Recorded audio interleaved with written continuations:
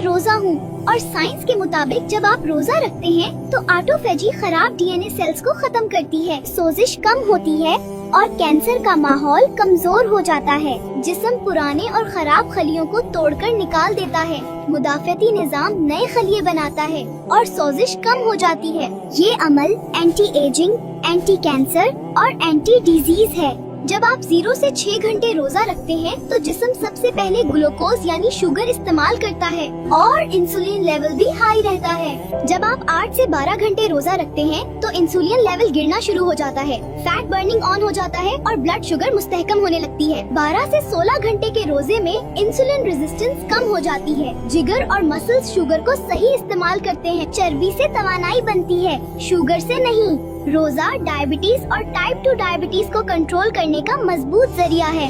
High blood pressure में रोजा रखने से इंसुलिन कम होता है, नमक की मिकदार कम जमा होती है और खून की नालियां रिलैक्स हो जाती हैं। इसीलिए रोजे से नसों का प्रेशर कम होता है और ब्लड प्रेशर कुदरती तरीके से कंट्रोल हो जाता है। मोटापे और पेट की चर्बी के लिए रोजा इंसुलिन को कम करता है, चर्बी जलने लगती है और हार्मोन्स का तवाजुन बेहतर हो जाता है। पेट की चर्बी कम हो जाए तो ब्लड प्रेशर, शुगर और दिल सब कंट्रोल में आ जाते हैं। दिल की बीमारी में रोजा रखने से खराब कोलेस्ट्रॉल कम होता है, अच्छा कोलेस्ट्रॉल बढ़ता है और खून जमने का खतरा कम हो जाता है।